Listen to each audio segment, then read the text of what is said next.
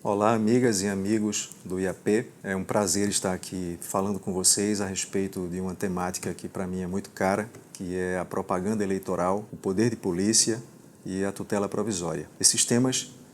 resultam para mim num livro que eu acabei de lançar pela editora Fórum e que consiste na experiência que eu tive no Tribunal Regional Eleitoral de Pernambuco desde 2014, quando atuei como juiz da propaganda eleitoral e, sobretudo, nos 2 últimos anos, 2017 e 2018, na função de desembargador eleitoral, especificamente corregedor regional eleitoral do TRE de Pernambuco, e que me chamaram a atenção em razão da dificuldade de certas atuações quanto ao controle da atividade, sobretudo o controle da atividade que controla a propaganda, ou seja, o controle da atividade do juiz da propaganda eleitoral. Por que existe essa dificuldade? Porque o juiz que atua na propaganda eleitoral, ele não é limitado pelo princípio dispositivo do artigo 2º do Código de Processo Civil. Ou seja, o juiz da propaganda, ele atua de ofício. E mais do que isso, ele não só fiscaliza a propaganda, como, por exemplo, um outdoor que ele possa vir na rua e considerar que é um meio irregular de propaganda, ele decide determinar a retirada da propaganda e nas eleições municipais, especialmente, ele, além disso, vai julgar a respectiva representação sobre aquele mesmo ato que ele praticou. Ou seja, o juiz, no caso, quando do julgamento da ação judicial sobre o ato do controle do poder de polícia, está completamente eivado e com a sua imparcialidade quebrada. Entretanto, a jurisprudência do Tribunal Superior Eleitoral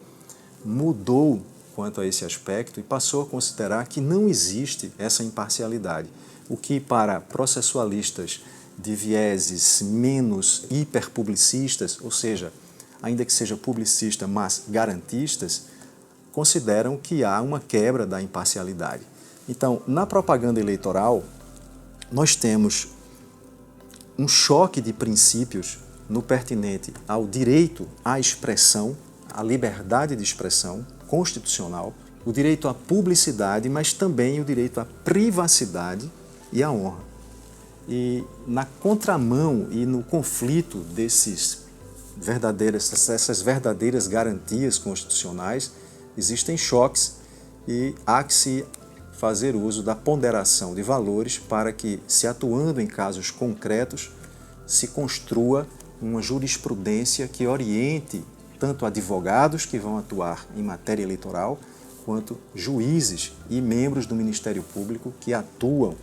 nesse setor do direito. Pois bem, nós temos, por exemplo, a impossibilidade de censura prévia na propaganda eleitoral.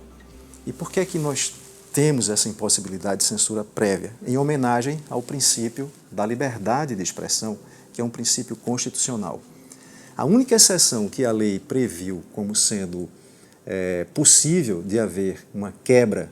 dessa garantia se refere aos programas de propaganda do rádio e da televisão, especificamente o último programa, porque se não houver uma análise prévia dos respectivos conteúdos, não haveria tempo hábil para o direito de resposta consecutivo.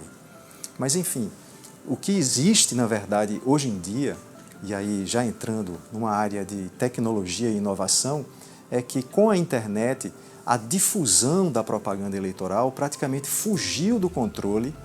do Estado, do controle dos órgãos repressores do Estado, porque há uma difusão de pensamento que acontece de forma instantânea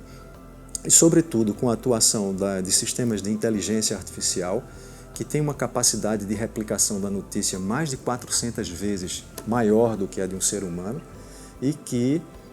o Tribunal Superior Eleitoral, o Tribunal Regional Eleitoral de Pernambuco, sob a gestão do desembargador Luiz Carlos de Barros Figueiredo, criou comissão aqui, o TSE criou comissão nacional envolvendo membros do Ministério Público, Polícia Federal e magistratura, com o sentido de coibir as fake news e principalmente as deep fake news, que são aquelas notícias falsas que são divulgadas pela internet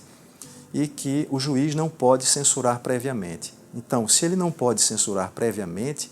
o que acontece na atividade judicial de controle desse tipo de propaganda é apenas no sentido de retirar uma propaganda ofensiva, mas que já transitou na rede. E dizem os estudiosos da área de informática que é praticamente impossível você retirar da rede uma determinada notícia. Você pode colocar filtros em determinados provedores, mas há setores da rede, como por exemplo a Deep Web, a Darknet, setores nos quais esse controle é praticamente impossível.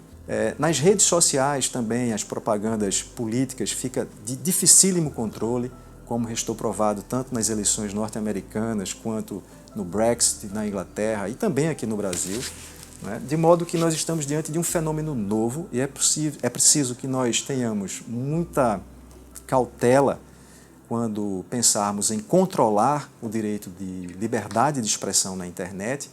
porque no choque desses valores, ou seja, controle da manifestação do pensamento e pleno exercício da manifestação do pensamento, me parece que é muito mais caro para o Estado democrático do direito que haja uma preponderância e uma prevalência do valor liberdade de expressão em detrimento do controle estatal sobre as formas de pensamento. A Lei 9.504, de 1997, que regulamenta a propaganda nas eleições, ela estabelece várias regras, como, por exemplo, o crime previsto no artigo 57 dessa lei, que é um crime de contratação de grupos de pessoas que têm a intenção de, usando notícias falsas ou perfis falsos, denegrir a imagem de candidatos, né? Se questiona, inclusive, como se pune esse tipo de conduta quando a veiculação das notícias falsas eleitorais elas advêm de provedores situados fora do Brasil, o que hipertrofia o problema do controle, porque nós podemos até colocar filtros aqui e os representantes das grandes redes sociais e provedores de aplicações de internet como Google, Facebook, WhatsApp, já se comprometeram e têm colaborado nas eleições no controle de retirada de notícias falsas, mas é um fenômeno com o qual nós devemos nos acostumar e tentar educar, tentar fazer com que a população verifique através de sites de verificação de autenticidade das matérias que são veiculadas e que formem a sua consciência em prol de um candidato, de um partido político,